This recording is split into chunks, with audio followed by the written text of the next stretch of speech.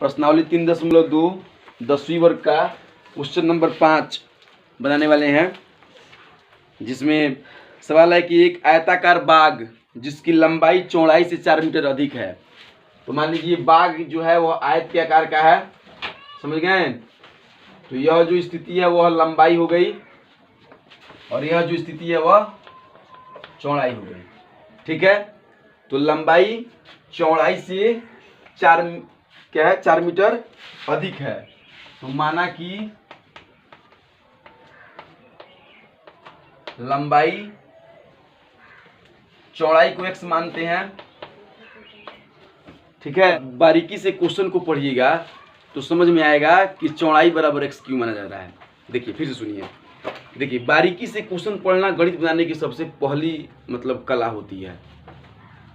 किसी आयताकार बाग जिसकी लंबाई चौड़ाई से 4 अधिक है, ठीक है, चौड़ाई से 4 अधिक है, अर्थात चौड़ाई को यदि आप x मानते हैं तो लंबाई कितना हो जाएगा x प्लस 4, ठीक है। इसलिए इसको चौड़ाई पे यहाँ पे x माना जा रहा है। लेकिन यह जो सवाल है यह 2 चर वाले रैखिक समीकरण का है।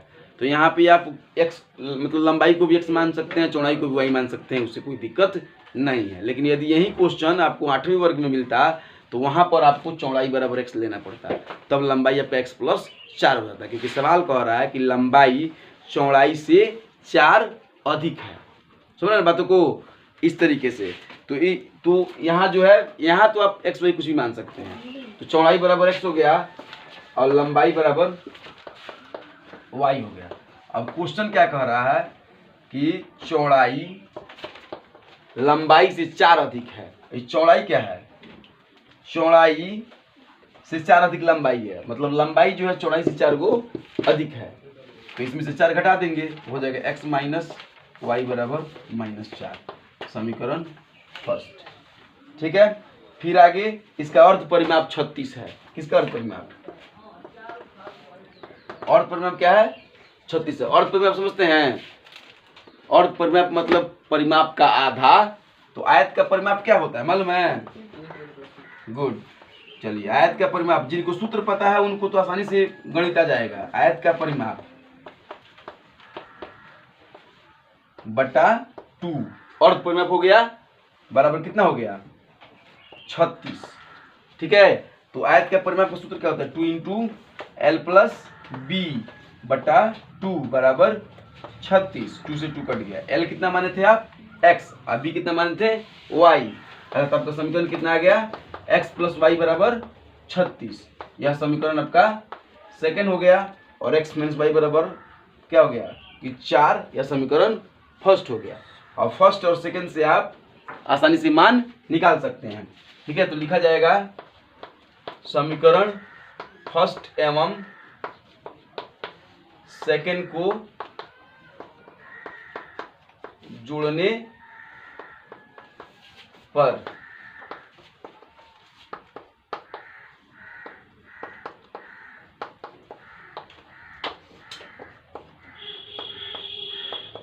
छत्तीस में से 4 घट गया 32, x बराबर 32 बटा 2, तो 16। x बराबर कितना हो गया? 16। मतलब चौड़ाई कितना हो गया? 16 मीटर और लंबाई कितना है? 16 से 4 गो अधिक है ना। तो 16 प्लस 4 20 मीटर, देख रहे हैं ना। इसीलिए यहाँ पे चौड़ाई माना गया था कि उसके हिसाब से बैठ जाएगा क्वेश्चन के हिसाब से। तो 16 मीटर आ गया लंबाई और चौड़ाई, और लंबाई आ गया 20 मीटर। आपका क्वेश्चन क्या हुआ? तो उसकी विमाएँ ज्ञात करें। विमाएँ का मतलब इसकी भुजाओं को ज्ञात करना। अब हम यहाँ पे लिखेंगे, अर्थात हमने देखा कि लंबाई बराबर 20 मीटर और चौड़ाई बराबर 16 मीटर लिख करके घेर देंगे और आंसर लिख देंगे। इस तरह से बिल्कुल स्पष्ट करेंगे क्वेश्चन को, तब जाकर के हमको पूरा आंसर प्राप्त होगा। यहाँ लिखेंगे अब, अर्थात लंबाई बराबर 20 मीटर और चौड़ाई बराबर 16 मीटर। 3.2 10वीं वर्ग का बीटीसी के बुक से 6 नंबर क्वेश्चन को देखने वाले हैं, ठीक है। तो जिसमें सवाल यह है कि एक रैखिक समीकरण 2x plus 3y -8 is equal to 0 दी गई है। मतलब एक समीकरण दिया गया है। समीकरण क्या है? 2x plus 3y -8 is equal to 0, इतना आपके पास मौजूद है, दिया है। ठीक है, तो दो चर में एक ऐसी और रैखिक समीकरण लिखिए ताकि प्राप्त युग्म का ज्यामितीय निरूपण 3 पॉइंट, मतलब एक ऐसा आपको समीकरण अपने से लिखना है। ठीक है, ऐसा ही समीकरण आपको खुद से लिखना है जिसके लिए प्राप्त ज्यामितीय निरूपण। सबसे पहले हम लोग ज्यामितीय निरूपण के विषय में बात करेंगे। तो ज्यामितीय निरूपण का मतलब होता है कि जब हम मतलब समीकरण को लेकर के जब ग्राफ खींचते हैं, 3.2 के पिछले क्वेश्चन में 3 नंबर 2 नंबर 1 नंबर में आप लोगों ने ग्राफ खींचा होगा। तो जब भी आप ग्राफ खींचते हैं समीकरण का तो 3 स्थितियां होती हैं, और समीकरण का ही नहीं, सब चीज़ों का जो 3 स्थिति होता है। देखिए, जब आप ग्राफ खींचते हैं तो मान लीजिए यहाँ पे ग्राफ हो गया, ठीक है, या ग्राफ हो गया, ऐसे ना होता है ग्राफ, कार्तिकीय तल जिसको बोलते हैं। यहाँ पे 1 2 3 4, फिर -1 -2 -3, फिर 1 2 3 4, फिर इधर -1 -2 -3 ऐसे आप ग्राफ खींचते हैं ना। तो इस इक्वेशन के लिए, इस समीकरण के लिए आप लाइनिंग बनाते हैं। तो लाइनिंग बनाते हैं तो सपोज लाइनिंग ऐसे आती है एक, तो हम लोग इसको समीकरण फर्स्ट का नाम देते हैं। फिर दूसरा जो समीकरण हम लेते हैं तो उसका भी लाइनिंग बनेगा। तो जो लाइनिंग बनेगा, जो उसकी रेखाएं निकलेंगी वो 3 स्थिति की निकलती हैं, या नहीं तो ये रेखाएं एक दूसरे से अलग होंगी। ठीक है ना, तो अलग होंगी तो क्या होंगी? अगर बराबर चौड़ाई में होंगी तो समानांतर होंगी। तो रेखाएं क्या होंगी? समानांतर। तो यही जो ज्यामितीय निरूपण जब हम करते हैं, मतलब इसका एक और उदाहरण हमको लेना है, और उसका अगर ज्यामितीय निरूपण हम करेंगे तो ग्राफ पे वो समानांतर आनी चाहिए या नहीं, समानांतर आनी चाहिए या नहीं, तो एक दूसरे को काटते निकलेंगी, ऐसे ना होंगी, प्रतिच्छेद करेंगी, है कि नहीं है? मतलब काटते निकलेंगे, आप समझ रहे हैं बातों को? या नहीं तो वे एक दूसरे को समानांतर करते हुए निकलेंगी, या नहीं तो एक दूसरे लाइन को काटते हुए निकलेंगी, प्रतिच्छेद करते हुए निकलेंगी, या नहीं तो समान अनुपात में काटती हुई निकलेंगी। अर्थात जब आप इस क्वेश्चन से इक्वेशन बनाएंगे, फिर एक और उदाहरण लेंगे और उस क्वेश्चन से इक्वेशन बनाएंगे, तो 3 स्थितियां आ सकती है। पहली स्थिति प्रतिच्छेद करेंगी, दूसरी स्थिति समपाती होंगी, और तीसरी स्थिति समानांतर होंगी, है कि नहीं? ये 3 स्थितियां होंगी, और इन 3 स्थितियों के फार्मूले को आपने तालिका के माध्यम से भी देखा है। इन 3 स्थितियों को आपने ग्राफ पेपर पर बना करके भी देखा है। लेकिन इस क्वेश्चन के लिए यह है कि एक ऐसा ही समीकरण एक और देना है, और आपको बताना है कि उसकी समपाती रेखाएं होती हैं, समानांतर होती हैं और प्रतिच्छेदी होती हैं। अर्थात यह क्वेश्चन क्या हो गया? उल्टा है। पिछले क्वेश्चन से के मुताबिक यह उल्टा है।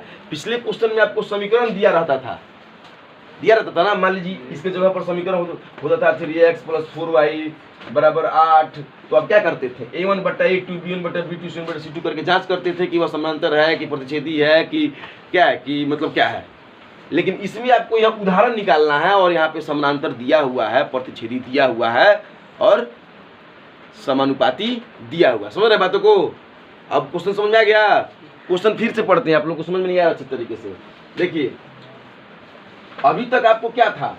2 इक्वेशन दिए जाते थे, 2 समीकरण दिए जाते थे, और आपको उसका a1 a2 b1 b2 छांट लेते थे आप, और छांटने के बाद उसको a1/a2 b1/b2 में बैठाते थे।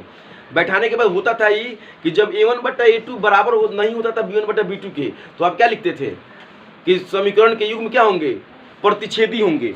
ठीक है, प्रतिच्छेदी होंगे। जब a1/a2 बराबर नहीं होगा b1/b2 के, तो ऐसे लिखते थे।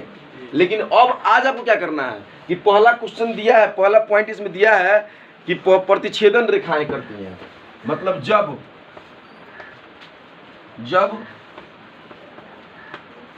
ज्यामितीय निरूपण प्रतिच्छेदन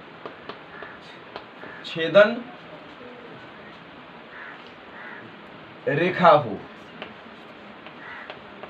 प्रतिच्छेदन रेखा हो, तो जब प्रतिच्छेदन रेखा होगा तो क्या होगा फार्मूला?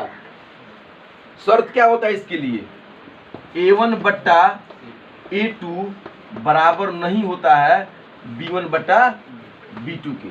तो जब A1 बटा A2 बराबर नहीं है B1 बटा B2 के, तो C1 बटा C2 का तो कोई शर्त ही नहीं बनता है, वो तो ऐसे ही बराबर नहीं होगा। समझ गए बातों को? अर्थात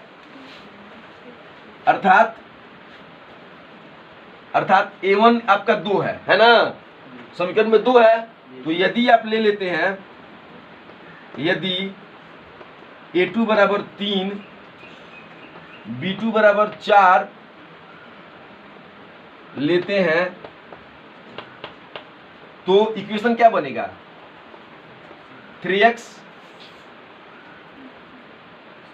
प्लस 4y माइनस 8 बराबर 0। इसका एक मतलब आंसर हो गया। सुन रहे बातों को? मतलब इस सवाल के हिसाब से यह आंसर हो गया, क्योंकि इसका भी A1, अब इसको बट्टा करेंगे तो इस रूप में नहीं आएगा, इस रूप में आएगा। सवाल हम लोग का यह था प्रतिच्छेदन रेखा, तो ऐसा शर्त होना चाहिए जिसको हमने A2 और B2 मान लिया, अर्थात यह आपका आंसर हो गया। अब यहाँ पे चाहे तो आप A2 और B2 का मान बदल भी सकते हैं, क्योंकि आपको अपने से कोई एक ऐसा उदाहरण लेना है, दूसरा समीकरण लेना है। आप यहाँ पे A2 की जगह पर आप क्या लिख सकते हैं? 5 लिख सकते हैं। B2 की जगह पे आप 7 लिख सकते हैं, तब भी वह बराबर नहीं होगा। अर्थात आपको यहाँ पे देखना है कि प्रतिच्छेदन रेखा, और इसके लिए शर्त ई वाला। ठीक है, समझ गए बातों को? इसी प्रकार दूसरे सवाल में अब कह रहा है कि जब ज्यामितीय निरूपण क्या हो, अब यहाँ पर दूसरे सवाल में क्या है? समानांतर हो, समांतर हो, समांतर रेखा हो। तो जब समांतर रेखा होगा तो इसके लिए शर्त क्या होता है मालूम है? समानांतर की शर्त क्या होता है? किसी की याद हो तो बोलिए। A1 बटा A2 बराबर B1 बटा B2। A1 बटा A2 बराबर B1 बटा B2। गुड। और बराबर नहीं होता है C1 बटा C2। बराबर नहीं C1 बटा C2। देखिए इस शर्त याद रखना पड़ता है, क्योंकि इसी शर्त पर आप मैथमेटिक्स बनाइएगा। गुड, चलिए बहुत बहुत धन्यवाद आपको। अब इसके लिए शर्त आप क्या लगाइएगा? अब आपको क्या करना है? अब A2 को क्या मानिएगा? अब देखिए, अब A2 बराबर क्या लिखिएगा? अब A2 बराबर क्या लिखिएगा? ये 2 है ना, तो 2 का अनुपातिक आने के लिए क्या लिखिएगा? 2 दूनी 4 लिख सकते हैं, 2 तीन 6 लिख सकते हैं, 2 चौके 8 लिख सकते हैं, मतलब कटने के बाद बराबर बचे। तो हम A2 बराबर 4 लिख ले रहे हैं। अब B2 बराबर कितना लिख रहे हैं? 3 दूनी 6।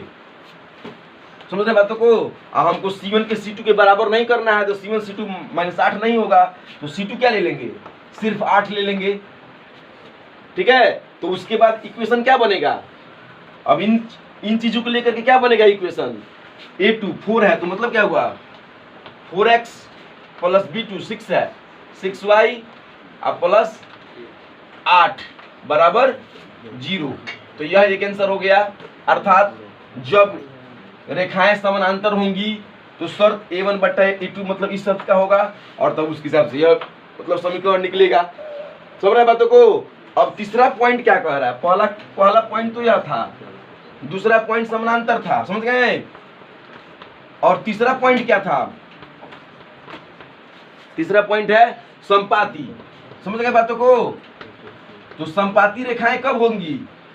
शर्त क्या होगा संपाती के लिए बताइए? A1 बटा A2 संपाती के लिए शर्त होगा A1 बटा A2 बराबर B1 बटा B2 बराबर C1 बटा C2। हाँ, तो यह हो गया आपका संपाती के लिए शर्त। तो अब संपाती के लिए A1 B2 और C2 आप लगा दीजिए बस मान। अब A2 ऐसा रखिए जैसे कि आप यहाँ पे 4 रखे थे, तो अब A2 4, B2 6 और C2 16 रख लीजिए। समझ बातों को?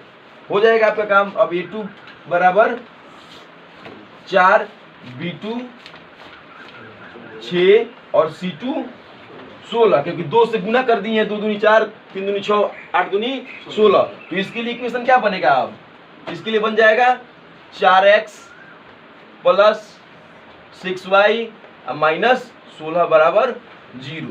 तो तीसरे इक्वेशन के लिए ये वाला आंसर आपका आ जाएगा। लेकिन अब आपको सजा के लिखना होगा, मेरी तरह आप मत लिखिएगा, मैं आपको समझाने के लिए बताया हूँ। आपको अब ई वाला पॉइंट जैसे मैं बताया हूँ यहाँ तक यह सही था। दूसरा पॉइंट आप फिर से लिखिएगा कि जब ज्यामितीय निरूपण क्या हो, समानांतर हो, तब शर्त ये होगा, तब उसके बाद यहाँ से दूसरा आंसर आ जाएगा। फिर यहाँ से तीसरा संपाती होगा तो शर्त ये होगा, तब मान्य रखेंगे, तब उसके बाद इतना आंसर आ जाएगा। समझ बातों को कर लीजिएगा। जी। तो देखिए इस तरीके से इस सवाल में आपने 3 सूत्र देखे और तीनों सूत्रों का यूज देखा। और इन 3 सूत्रों को मतलब क्या है कि जब आप यहाँ से रामनगर जा सकते हैं तो रामनगर से यहाँ भी तो आ सकते हैं। जी। तो जब आपको 2 को समीकरण दिया गया था, समीकरण 1 और समीकरण 2, तो जब इन दोनों समीकरण से आप शर्त निकाल सकते थे, तो जब शर्त दिया हो तो समीकरण नहीं निकाल सकते हैं। इसीलिए यह जो क्वेश्चन है यह थोड़ा सा क्या है कि उल्टा है। अब आप इसको देखिए, उतारिए और फिर अपने से बनाने का प्रयास कीजिए। उसके बाद फिर हम लोग 7 नंबर क्वेश्चन को देखेंगे।